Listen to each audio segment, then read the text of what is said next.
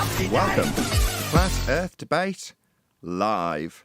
I'm your host, Nathan Oakley, and if you are new to this channel, or you've not done so already, then be sure to subscribe.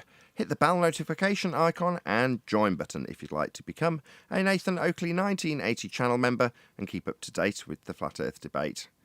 If you would like to support the channel, there is a super chat that runs alongside each of these shows while they are live, and there's also a PayPal, Patreon and crypto link in the info box below the video. Most importantly, if you'd like to join the discussion, simply mute the page you are currently watching, then click the link in the info box below this video to join the panel and express your views on the nature of Earth.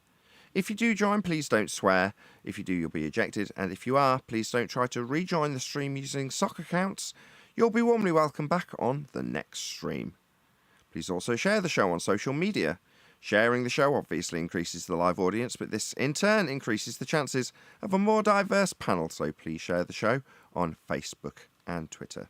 Now, we are joined by Brian's Logic, Neil, 10th Man, Arwin, Eli, Chocolate, Refracted Curvature, Neil, and a whole bunch of people in Discord. Welcome, one and all. A very good morning to all. Hello. Nearly 2 times. I like it.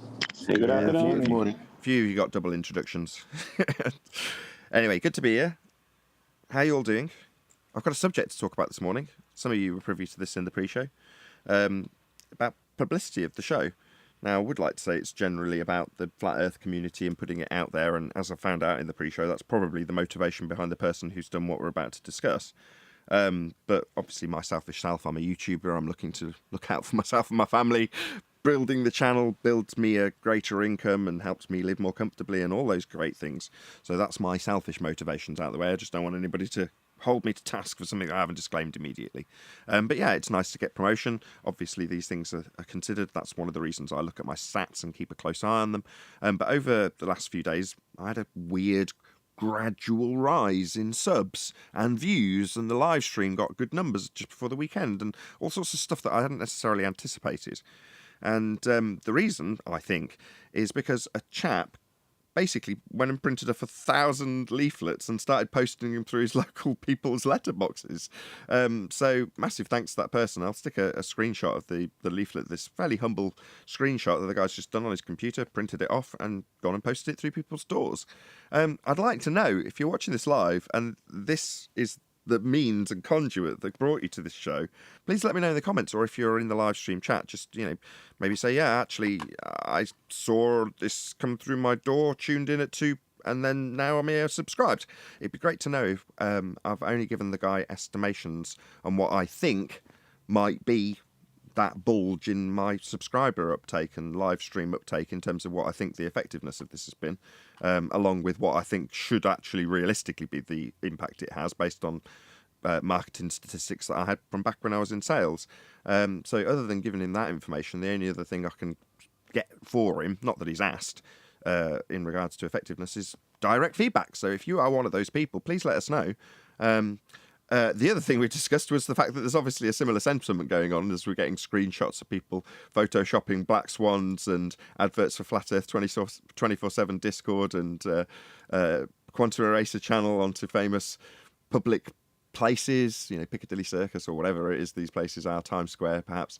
But yeah, it's obviously of a thought process at the moment. I know we've discussed this in the pre-show, but big housekeeping perhaps today. Any more remarks to add on this, as it's something I definitely do want to discuss, and say thank you to the person who went out and did that. Is there any other ways of medium exchange anybody else can think of to get information out that's not controlled? I'm not really pushing at the audience to give us marketing suggestions necessarily, but fair enough. If you want to throw it out there, feel free. I think it's a great idea, and that guy deserves a lot of credit. Well done. Well, you spoke to his motivation in regards to it's not necessarily that he wants to help you build your channel as a YouTuber. The cause has a lot of passion attached to it. A lot of maybe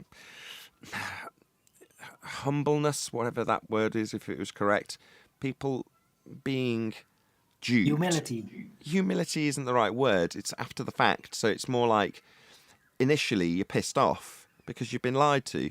and you feel a bit embarrassed about it.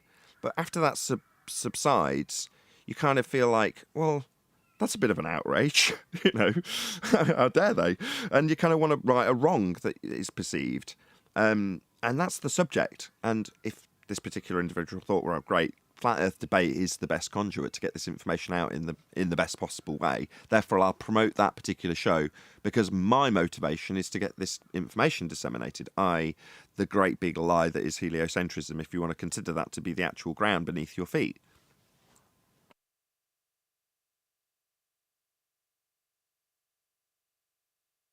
So there we go. Thank you very much to that person for doing that. Really, really appreciate it. And let me know in the comments if it's had an impact on you. You got to think of when the subject first came to you, how you felt. You want to share that. You want people to see that we've been lied to, like you said, and that Earth is flat. The whole world is new. Hallelujah. Well, I wanted to know how people came to that conclusion in retrospect or with hindsight without necessarily having the best of proof to back that at the time belief. So when I interviewed people, I was asking them, how did you find out the Earth is flat? So I could ascertain what it was that in their mind established it as so.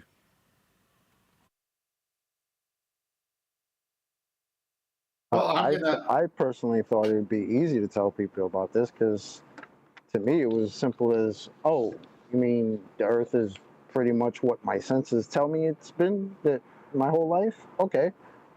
Because the only other option is the only other thing I've ever seen is in cartoons and textbooks and movies. I've never experienced any of that crap. My senses never experienced any of that crap. So to me, I thought it'd be pretty simple. Well, you and I have a very similar attitude on this, Chocolate, which is to say that the obvious and observable nature of reality suggests that it's flat and motionless. So when someone just, Math Powerland to be more specific, said the words flat earth without them being toned with ridicule, that was a real eye-opener. Because I'm like, yeah, I've experienced the world. I've seen it with my own eyes, and I'd like to think I'm fairly observant. I like to pay attention to stuff.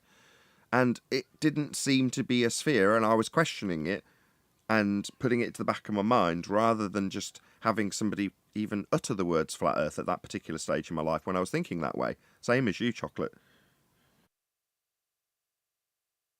Yeah. I guess at the time I didn't realize how deep the indoctrination was. Well, I guess I did because obviously I was thinking, well, damn, I've been told this crap since I was a kid. So, shit, but for me, it was simple to kind of just be like, well, it's obviously not that. And they don't have any proof for what they're telling me it is. So, yeah, this should be pretty simple. And it turned out not to be. Yeah, but I was the same way. I'm sorry, go ahead. No, it just turned out a lot of people are just not very comfortable with just going by what their senses telling them. Except, I mean, when it comes to living every day, sure. But when it comes to what you're living on, it's like, that's a problem now. So that's just weird to me. Yeah, but I gave all the credit to God. I figured this doesn't even make sense, but God could do anything. And I went and I even preached it. How amazing it was, this ball that we're spinning on, but yet we're standing still and we feel no movement. I used it all as I was preaching. So to come to the realization that it's not what I was taught it was, and that it actually is flat, it's an amazing thing. Quick shout out to Goldie McKiernan, who says, here's to getting the week started off right. Thank you very much indeed for your support. Really appreciate it. There's coming a day where there'll be thousands and thousands of people listening to your show, Nathan. We have to go through this process of fighting all the deterrents, the enemies of what we're doing, the anti-flat earthers, the lack of promotion on the media platforms that you can use or are on. But this is all building up to a varsity team that you put together. Everyone has something that they added. Everyone is being ready for the actual battle that's coming. And that's going to be thousands and thousands of people. I mean, I see the day where you'll have thousands of people in chat just waiting for you to start your pre-show. That's what's coming. Because as Chocolate said, it's intuitive, and they've dulled our senses with hogwash. Once the other stuff of the world that they're putting on us to keep us down, and this war over here or this thing over there, all that, the minute you get with people, in fact, let me give you an example. So I'm working with, I told you a while back ago that there was a guy that came to Flat Earth through the means of a friend of mine and myself. And this person has been researching and tried to find it at first. But then after he did his research, he found out he couldn't find it, so he joined it. Then he said, what should I do? And I said, well, do you want things forced on you, or do you want to come to the truth yourself? And he says, no, I want to come to the truth myself. I said, well, to keep researching, listen to these shows, call me if you have questions, and whatever you do, don't throw up on everybody with this, because you're not going to like what happens. So sure enough, to that months and months and months of working with him, he's now got 8 people who initially 2 said, okay, I could go with that. 6 said no. Now they're all researching. And the first person called back and said, I can't believe what I'm finding out. Because he was challenged to do his own research. So now, because he found out it's true, because he didn't believe it when it was told to him, because he needs to find out. So this guy now has duplicated himself into 8.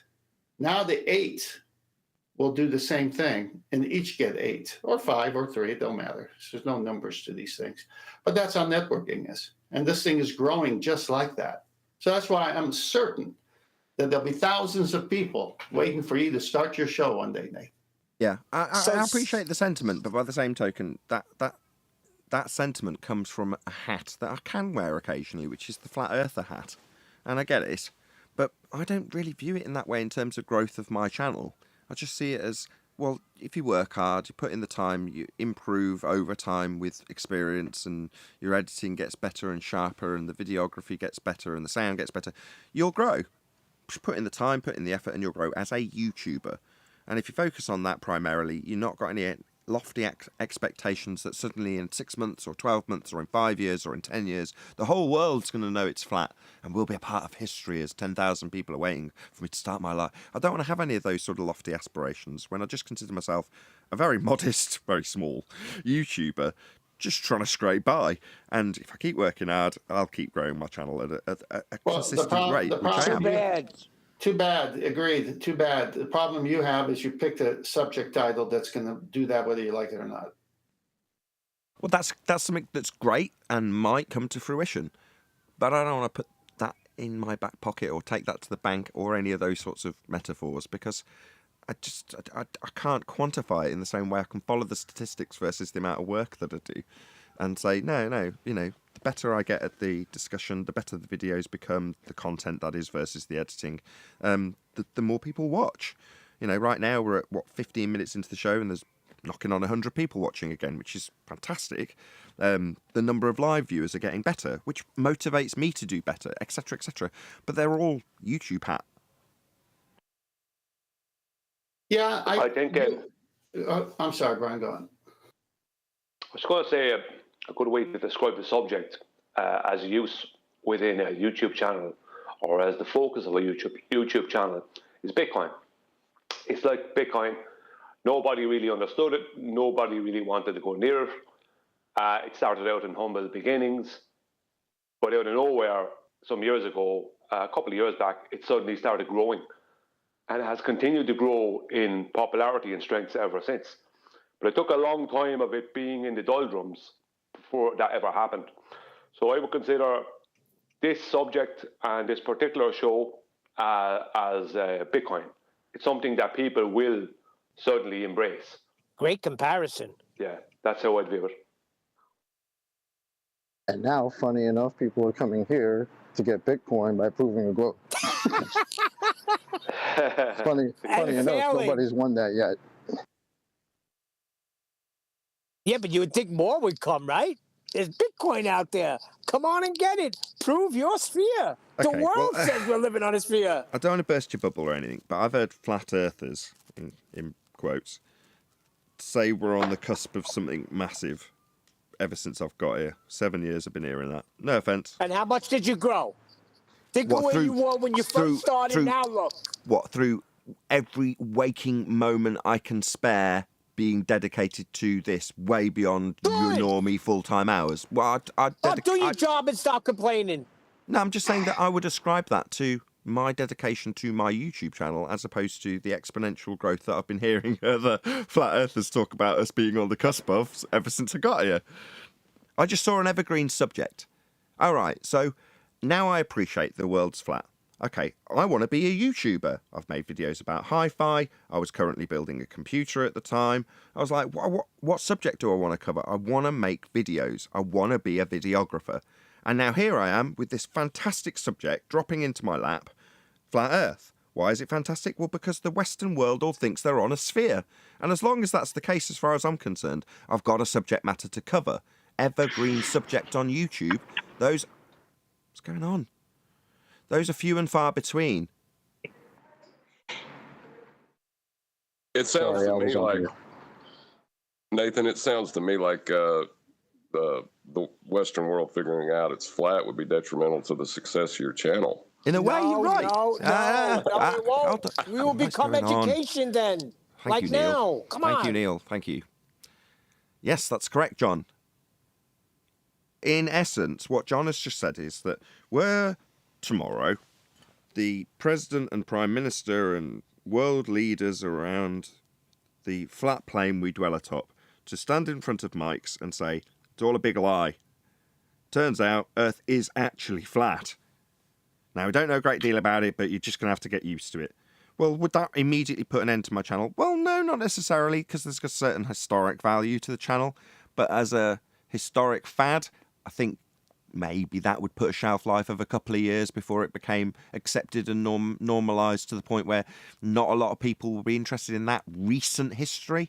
And then further to that, maybe 20 years, 30 years beyond that, the information that we've developed in terms of the debate and how it's progressed up until the point that everyone was just told that Earth is flat, that would have a value 30 years on.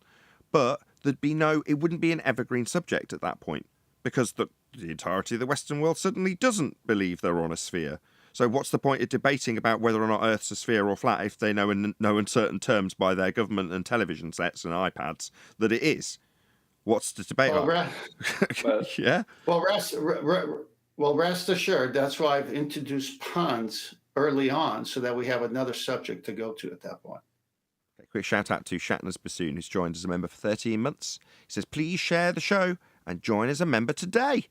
I love the fact that people will give me money and promote the fact that they've given me money to other people and encourage them to do the same.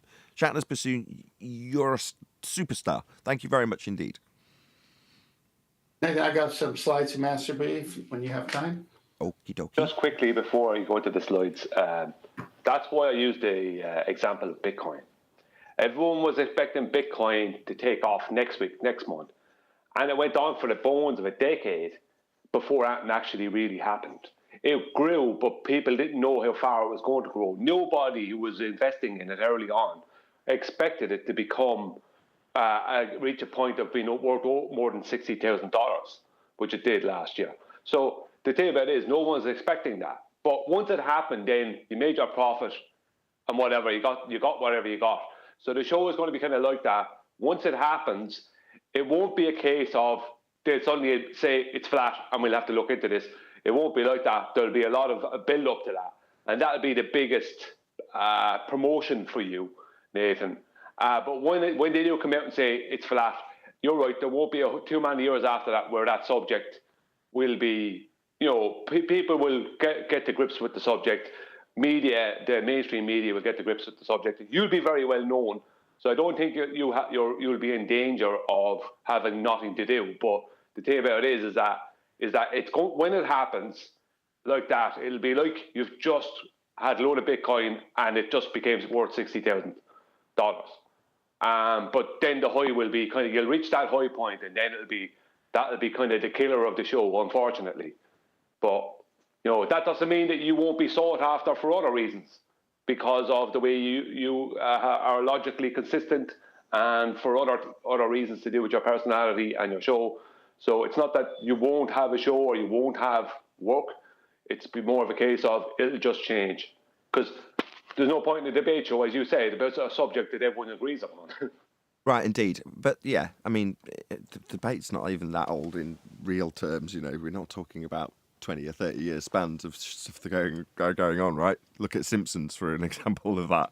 So no, it's not like we're even close to comparing it in those terms. And in that time, my YouTube flat earthing career, I've covered interviews, tried to emulate Patricia Steer, and then moved on to debates. So it's the subject matter's evergreen. The way it's covered isn't necessarily always going to be a debate format. But currently, we're in that stage. You know, I think we're in that last of the 5 hurdles before acceptance. You know, people do regress. But ultimately speaking, you know, I think we've sort of moved past the bargaining stage, which is the debate stage. Now, that's why it's quiet, but the fact is that the show title will always remain as Flat Earth Debate, even if it becomes a chat show where we're talking amongst ourselves and literally no fundies come in. Because the Western worldview is still globe. And it's never going to change that there's going to be one random stranger every so often that comes along and goes, what are these guys talking about? And just balls to the wall come in and think that they can just humiliate us and get put in their place, keeping us on our toes, hopefully so. Because there's going to be plenty of people who are obviously still on that worldview that don't know we're in existence and stumble across us. Don't do any research when they do. Just barge their way in. Now, while that might be dribs and drabs of debate, which is the most effective way of getting the information across, none of us are bored of the subject. Me especially. I love this subject. I'm always talking about it. Daily. You know, because it's fascinating. You know, it's the biggest paradigm shift you'll ever have in your lifetime if you're currently awake and watching. You know, what else is there that's going to be a bigger paradigm shift? That hasn't just been another part of history repeating. This is not that, is it? This is something very different. So you might be able to draw comparisons with whatever's in the news at the moment and tell me how big and important it is. I'll just show you another piece of history repeating and a paradigm shift beyond anybody's wildest imagination in flat Earth versus a heliocentric worldview that has an ever-expanding infinite nothingness of vacuum for gas to disperse into, killing us all. You know, it's full of all sorts of crazy notions that you have just accepted, and those are typically difficult to relinquish. But once you appreciate what the actual knowledge of the humanity that you're living in has acquired, you'll realise the contradictions of the religious view of the current society you live in. And that's all heliocentrism is. It's just a religious view. Well, one thing, just before 10 goes, one thing that will be talked about, or after people like accept it as flat, the subject you have then is like a witch hunt. It won't, and I don't mean initially a witch hunt for people like Brian Cox and stuff like that, right? Because they'll have an easier time just being honest, right? When it comes to that crunch point, they'll go, well, you know, I was going with what I was taught, and this is what we thought it was, but we can be wrong about things, and they can whitewash it away, you know, up to a point. But who can't whitewash it away is people like Blue Marble Science, Fight the Flat Earth, all the, you know, whoever else, Charles Flat Earth Math, you know, MC Toon, all these people who spent years being anti-flat earthers, all these people who spent years, and all the trolls out there, all the people who spent years attacking us, those people, who especially the ones with the biggest channels, those people are going to be, there's going to be a witch hunt for them from the public. Right, cool, because what are they effectively doing? The term you're looking for is suppressing the truth. I don't think so. I don't think so. I think they'll be the ones with the biggest torches in this witch hunt. Oh, you mean? Oh, yeah, of course. That's your obvious. Your psychopath's ability to immediately change sides without a care in the world for anybody he's leaving behind. Case in point, someone like Ranty Flat Earth. You know what I mean? That's just fairly typical standard behaviour of that kind of narcissist. You just don't care that you're leaving a load of people behind, whatever benefits you best. You know, so right, yeah, but they'll probably be the ones to pick up the biggest torches and go to NASA's door, knocking on it, going, "How dare you lie to me?"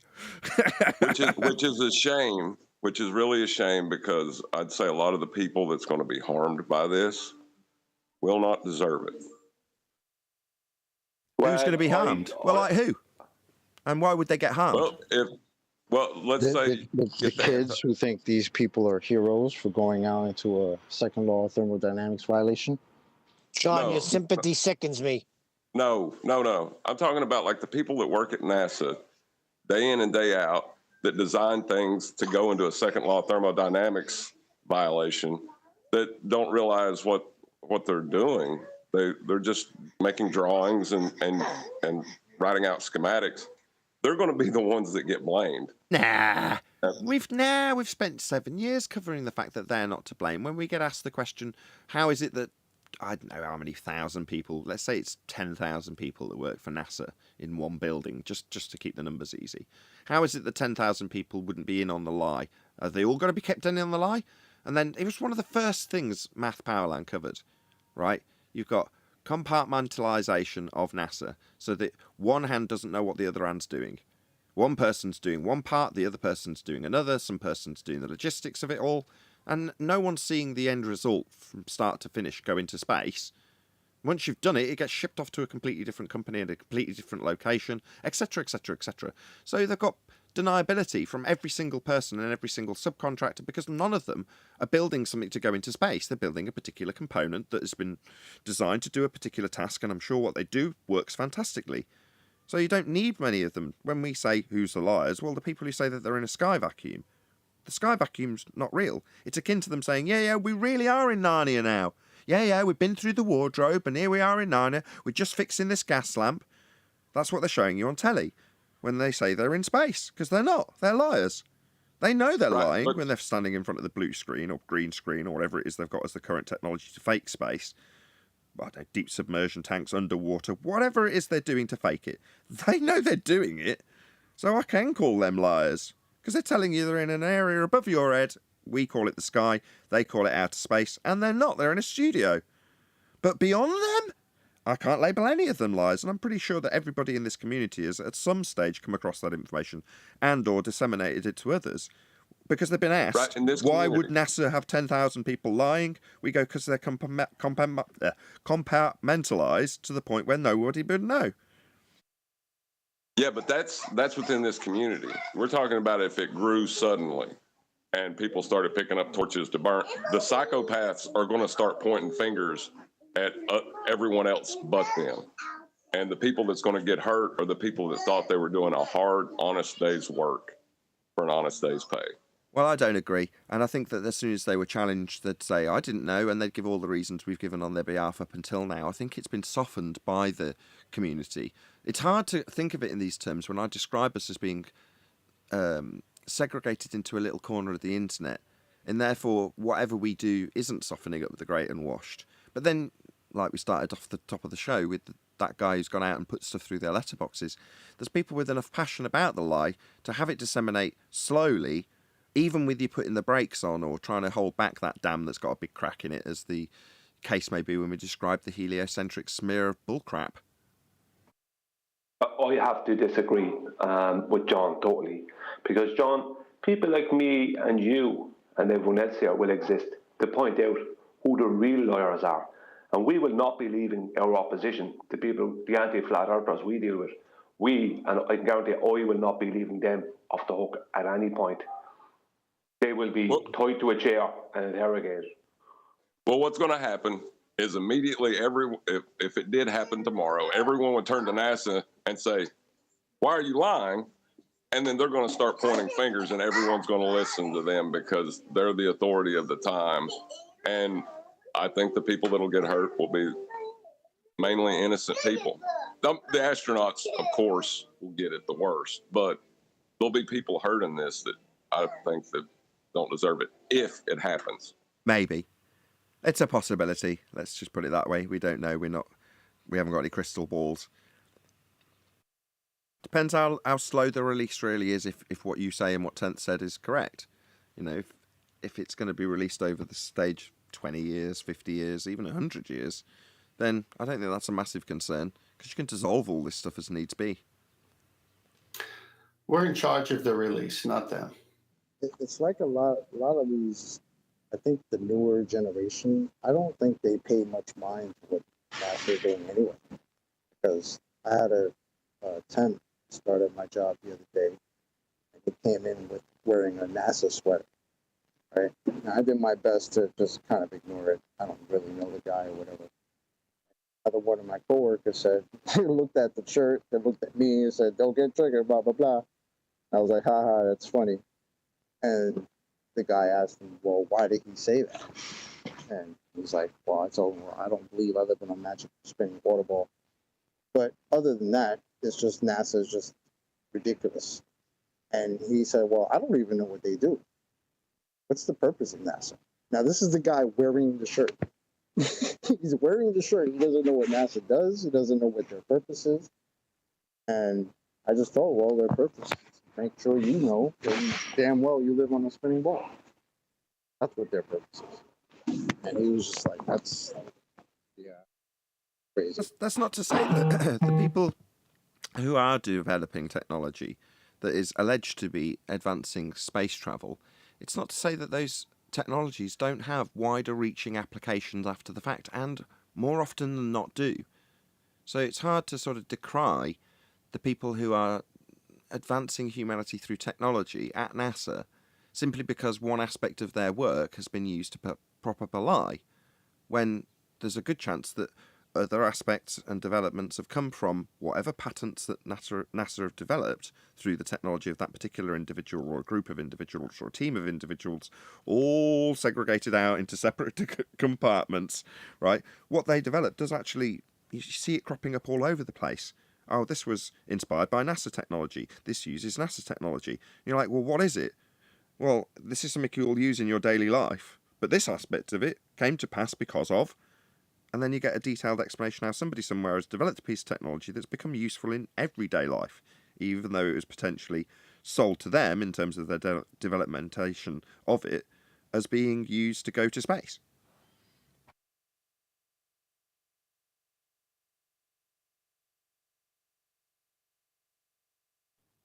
So there we go. I don't know. You could be right, John. Maybe there's a load of people that will face a load of ridicule. Maybe that's one of the reasons why it's being released as softly as it is, if you are indeed correct that it is actually being released, and or if 10th's correct that we're in charge of it, and it is just down to that guy with the leaflets and the guy that clicks the share button and smashes it in whatever Facebook groups he's in and says, hey, check this out. But, you know, maybe not. I'm back. The main people, just before 10 goes, the main people I would be unhappy with are the people who signed things at their jobs. The people, not so much the people who signed things, but the people who were making people sign things at their jobs, whether it be aerospace, military, anything, naval, anything like that. I would be unhappy with them people. That's who I would be unhappy with, because they are suppressing the truth. You know, if people have to sign stuff for the job to say, don't speak about this and that part of your job because of flat earthers or because of whatever, that I would be unhappy about. That level of secrecy. That has no military purpose. It has no aerospace purpose, something like that. It's purely down to just stopping people getting information. Right, but how are you going to find that Dr. Evil character who's typing up that proposal and putting it out to pasture and making sure it comes to fruition in whatever means that's stopping the flat earth truth reaching the public? How are you going to find that, Mr. Evil, Dr. Evil? Well, it's not that there'll be one Dr. Evil. There'll be there'll be a panel or a group or team of people within that sector who will have decided. You know, there will have been a group of people within the US military who will have decided, or the US Navy who will have decided, you know, top brass type people who will have decided that this information can't go out to the public. And even though it has no naval or military use, as secret, let's be honest. Well, it's really easy to tie things to military use. Information itself can be tied to military use. I think you're going to have a hard argument to win. Especially as most of it supports us. Most of it's supporting a flat, stationary plane. I won't, because, and I'll tell you why, because there's certain data I'm trying to get from aerospace and I can't get it, and it's only pitch data, very, very simplistic pitch data from commercial flights. I find it very difficult to get. So that data, I'll be asking questions about that. How come that was not available? What is so secretive about that? Because aerospace aren't military. It's already out there. One example. It's already out there. We have all the NASA documents, Mark Marietta, McDonnell Douglas, Lockheed Martin. We have it all. They say all our instruments works on the flat, motionless Earth.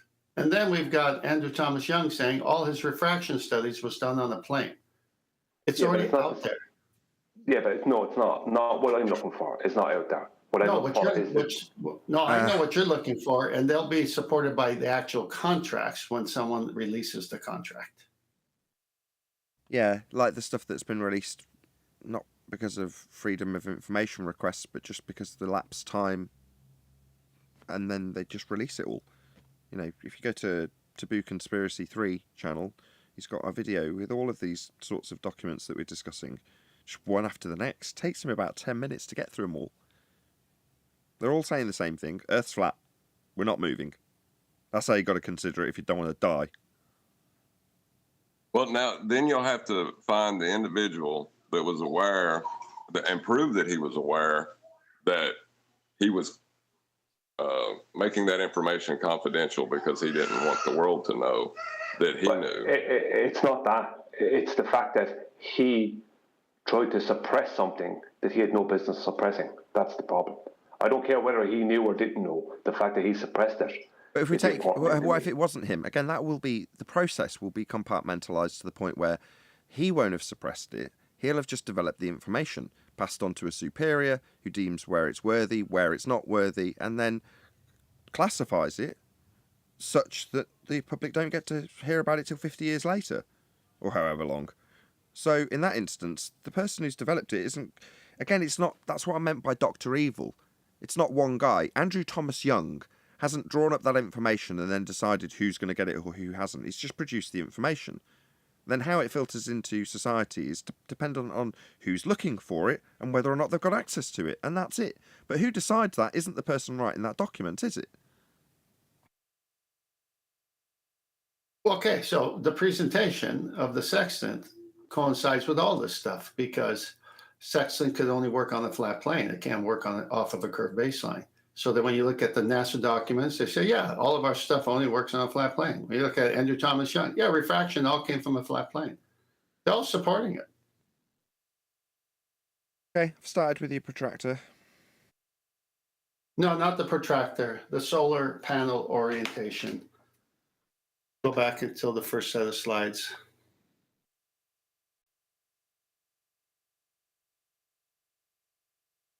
You see solar panel orientation?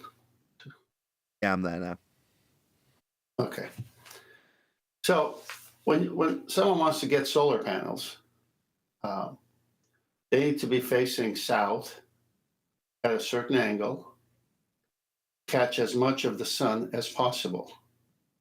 And the theory goes, early morning hours, you're getting an angle of the sunlight, so it's not hitting direct on.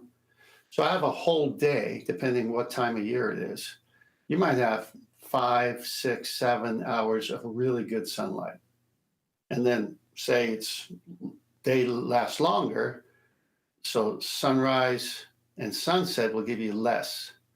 But in between is where you're getting the majority of your cells recharged in the solar panel.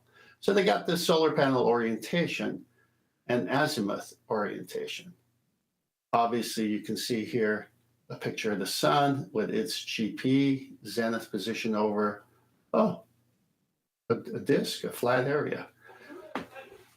Fancy that. And then the azimuth angle from north to, starts from the north, basically, usually. And then you see at the bottom one, you could see how the sun is depicted there, solar panel orientation, zenith orientation. Now, if you go to the next slide, this looks very similar to the altitude azimuth for celestial navigation. There's the sun, there's the zenith position, measured up from the horizon, not up from a ball curve. And then the zenith angle measured from the vertical. You see a right angle there. And then you see an azimuth angle measured from the north. I mean, you could almost switch them. They're so good. They're so much alike. And what do you see there? You see an acute angle within a right angle, which is the way it works. because you need to minus it from what? What's that word, Chocolate? 90. 90. Well, you got to have a 90 first to minus it from 90. So there's your right angle. Next slide, another version of it, showing the same thing. There's the sun, there's the zenith, and they even put the 90 box. So you got a 90 box from the sun, but you also have a 90 box from the vertical angle of the observer as well. So basically, you're not getting around that this is ever being done off of a curved surface. They're showing you in pictures. Next picture. In this one, they show the same thing, and you can see there's an angle. And they're not showing the zenith of the observer here, and they're not showing the zenith of the star coming straight down. They have a great circle showing that, which is a joke. Next slide. Skip this one because I put a new image of a protractor. So you'll have to go past your leaflets or what you put there. Tell me when you're on to the next one with the protractor. Yeah.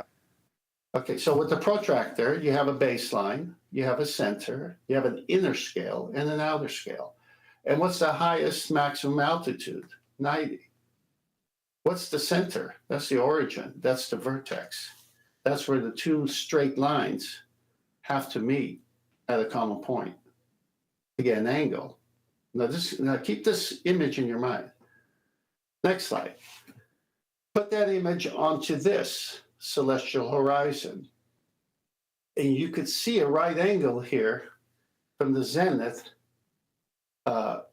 coming straight down and to the celestial horizon. There's your right angle, and there's your acute angle within the right angle.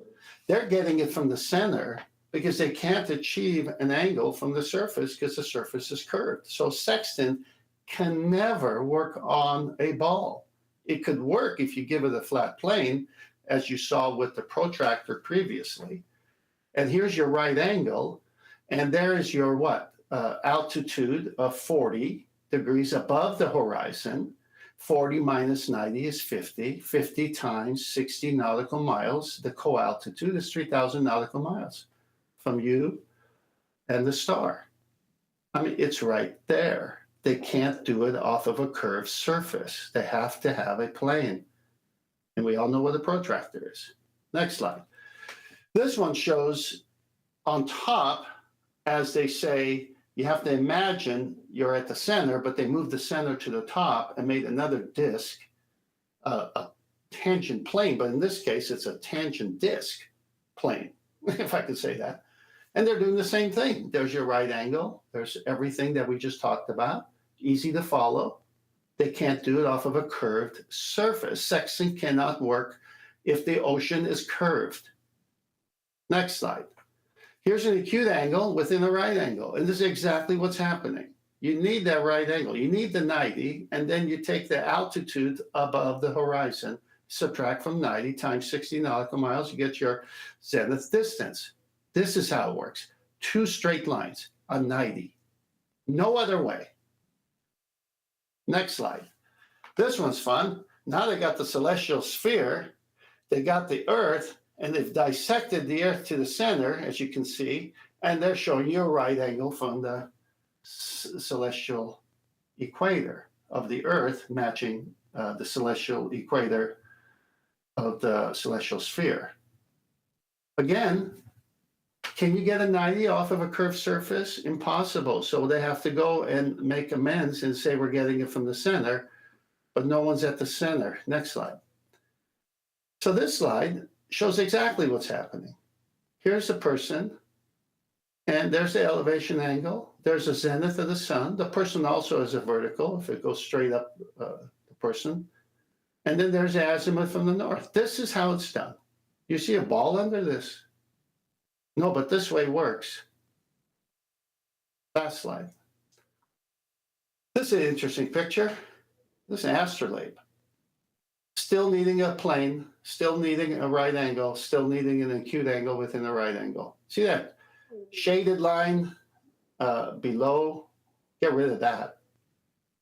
Put a protractor. Protractor fits perfect on the top part. That bottom line doesn't belong. That dingleberry doesn't belong here, as John put it. It's over for the ball. A sextant is an angle measuring device, and an angle is defined as two straight lines meeting at a common point, creating a vertex. That was excellent. Thank you, Tenth. That was brilliant. My pleasure. So they've got to have a flat plane, and all they can do is justify how there's somehow a sphere unrelated to the actual measurements that they're going to be taking involved, and how they justify it might be to move the plane of the equatorial up to the top and call it a tangent plane assumed to be below any point that you stand upon. In other words, if you're standing on the flat plane that you're going to be measuring as just detailed by 10th Man, you can assume that there's a sphere dangling below that flat plane that you're about to measure and move along. You can also use a tangent by way of a geometric physical sphere edge horizon formerly known as Earth curve, and claim that that's your dip, actually known as height of eye correction. Meanwhile, we haven't got a geometric physical sphere edge tangent point horizon formerly known as Earth curve. We debunked it with the Black Swan. So they're screwed in every respect to only justify how they somehow have a relation to a sphere that's redundant and not used in the measurements as part of this process. But that mild justification for the sphere that isn't used in this process, being in the diagram, has been lost. We've debunked their tangent, we've debunked their straight lines, and the process isn't being done on a sphere, can't be done on a sphere. That's the only reason they're justifying a tangent. What now? Plane. Because that's how it's actually done. Well, can I demonstrate the simplification of that argument with Eratosthenes? Yeah, go ahead. Okay, so you put a stick in the ground, you measure from the top of the stick to the end of the shadow, you draw a line from using that to the sun, and your baseline has to be the ground. He did it 500 miles away. So his baseline for him to acquire an angle had to be 500 miles flat. Now, there's nowhere in that where you can invoke a sphere or a tangent. There's no room for a confusing dip because you're not using your eyes to measure this angle directly. Right, there's no involvement of the horizon when you're doing it along the ground with the stick stuck into it. But in order to measure the angle, to infer that you're going to get a circumference from it, you've got to start by taking an elevation angle measurement. So all they're doing is asserting that you've got a 500-mile flat plane because you can't get an angle if it isn't. No horizon needed. Right, and that's one of the reasons when 10th first brought it up, he would say that this is going to blow through refraction and all that. He was right, because it shows through logic the horizon is not a geometric position. It's not physical. Else you couldn't get a measurement. But the Earth is a flat plane, and the limitation of your view can be used to establish that flat plane. But it only works if the ground is actually flat. Right.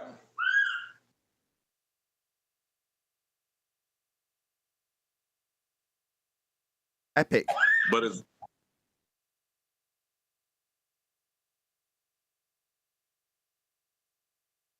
far as trying to pry in a sphere assumption, the only thing that can do in the Eratosthenes example is invalidate the measurement. Two images to back John up in Master B. Exactly, John. After the fact, they can infer that they're taking their flat Earth angle measurement and bending it into a spherical surface that would invalidate the original two straight lines used to measure the angle to make the inference. So it immediately invalidates the original measurement. But the original measurement's still been taken. They can still infer whatever they like from that. But their inference doesn't make the original measurement invalid. They've taken a flat Earth angle measurement. Simple as that. It is really basic. The truth always is, isn't it? When you boil it down, when you're trying to get more concise, it's easy. On our side of the arguments get shorter and more concise as time goes by. For the globe side, they get more and more layers of complicated, convoluted nonsense added to them. Well, who do you think's on the winning side of the argument? The people who with their consistency improving, or the people with their consistency waning? Well, that's what I said it wrong. the angle that you took required the flat plane. If the ground was curving, you would have never taken that angle, is what I meant to say. Yeah. In other words, if you're going to infer that the ground was curving, then what are you doing using the first step as a angle measurement? You can't take that if the ground's curving. Yes. Don't get hung up on those details. Well, I will get hung up on it, Chocolate, on account of the fact that John's pointing out that this description that many of us faced as soon as we arrived in this arena. Well, why? Well, because it's a weak-ass part of their argument that proves the flat Earth in the first step. So I'm definitely going to get hung up on it. Well, the anti-flat earthers don't want you to. As a matter of fact, they don't want to even talk about the surface. Why do you think that is?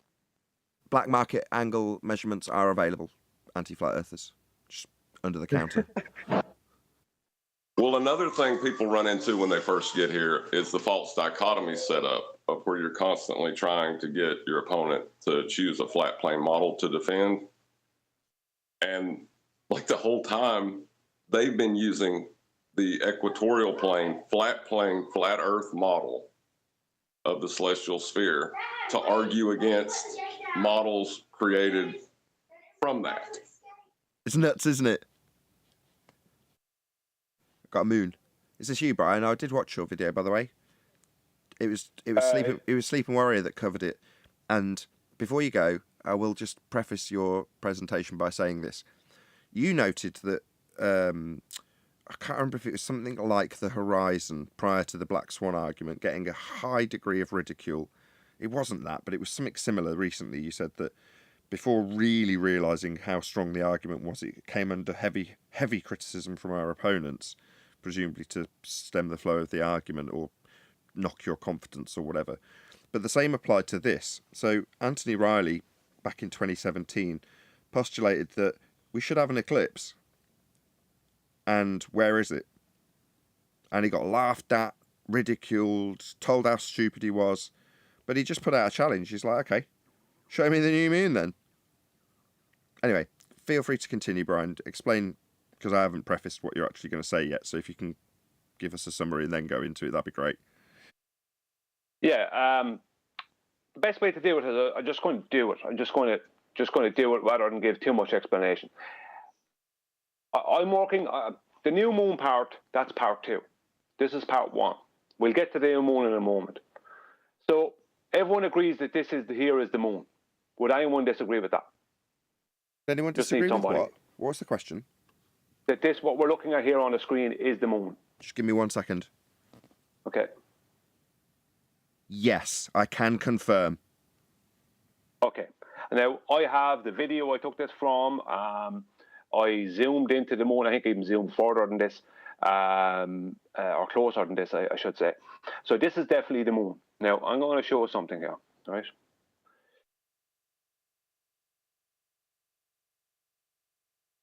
Now, one moment now.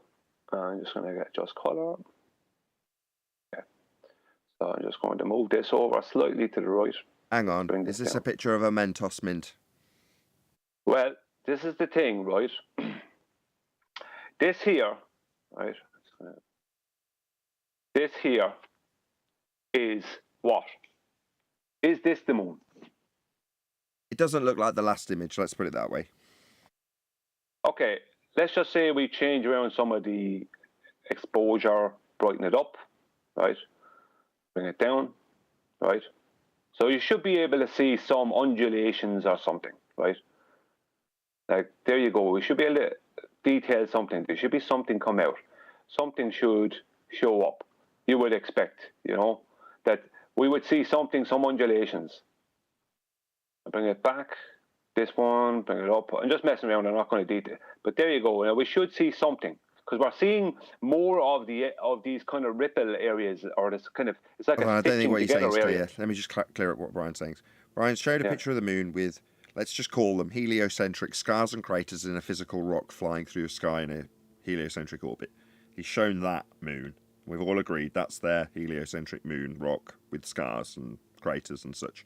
Then he's put this image up and gone, where are all the rocks and scars and craters and physical marks that we could identify the moon with in this image, and then he's adjusted the contrast, just so we're all clear what's happening. Go ahead, Brian. Yeah, okay, no hassles, Nathan. So just going to reset this, just showing where when I mess around with the levels, it brings out all these parts here, but there's a load of area in here that it doesn't bring out. Now, I did do another image over the week or Friday that brought out what appears to be patches, but none of it matches the moon. It doesn't match what the moon, doesn't match any of the creators or anything else. It appears to be patches, but that could be purely down to the filtering, right? Or it's just down to different markings on this actual object. Because what this object is, I'm just going to show everyone now, right? What this object is this, right? This is where that object comes from. This here is from, and it basically looks the same from every solar eclipse video. This is what you get. So I took this image, which is from a solar eclipse video. I won't go into the background of it. There was a lot of globe deception went on over the weekend, or has been going on for several years to do with this particular, where this image came from. But this image here, I took from a video of a solar eclipse, and I looked at other videos, and it's the exact same image. It always looks exactly the same. There's some red light sticks out the side of it here, and I don't know what they're all about, but it's exactly the same. But when I filtered it, this is what I got, right? This is not the moon, but this is what covers the sun during a solar eclipse.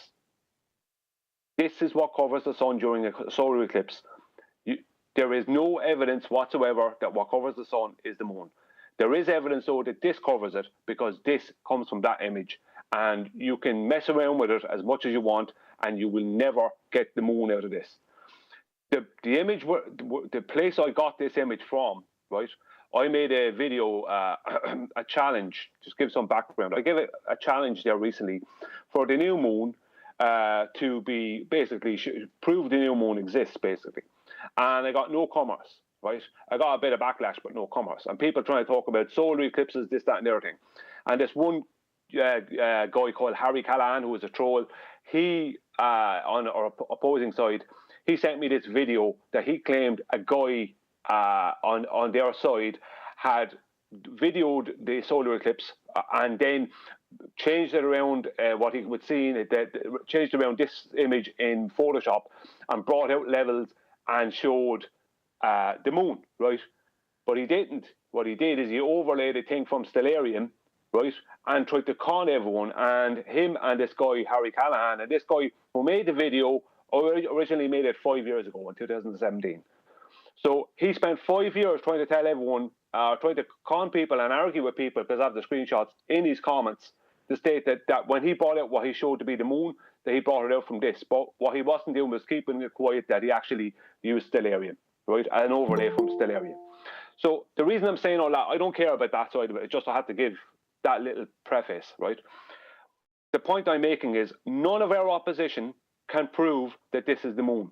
But I can show that it's not the moon, right? I can show that it's this and not the moon.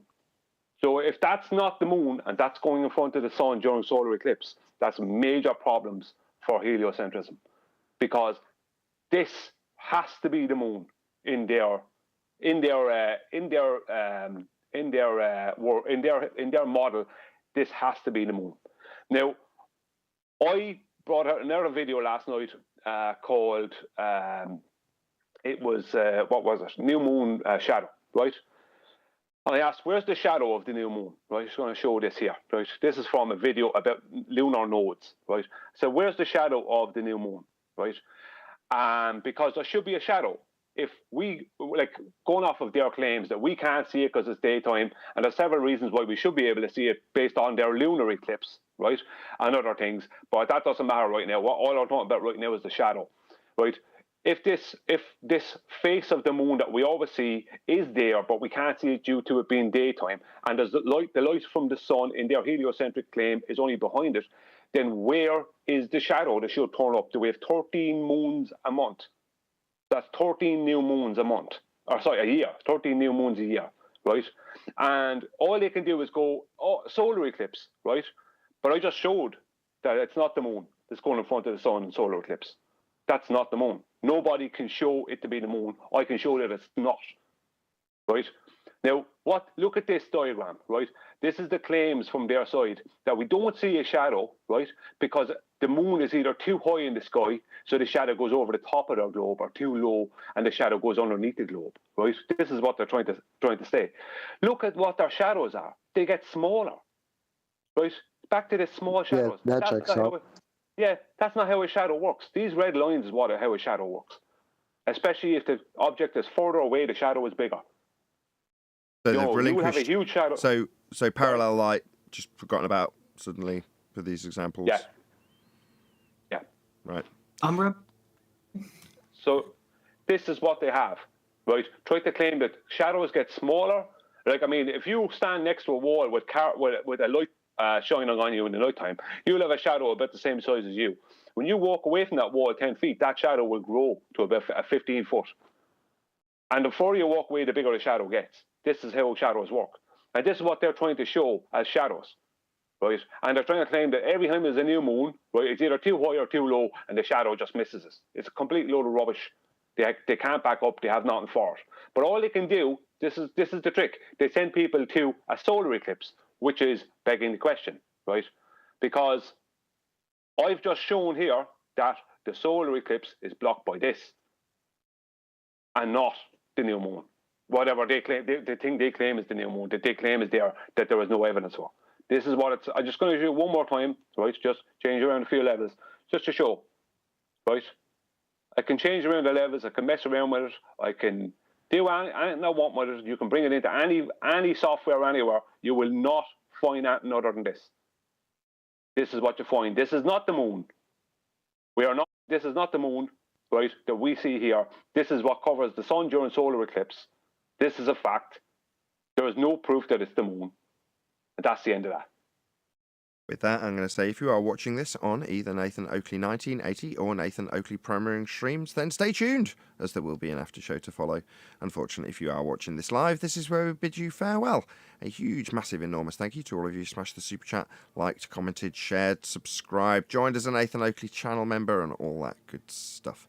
Once again, stay tuned if you're watching on either Premiering stream. I've been Nathan Oakley, and I will see you all in the next video.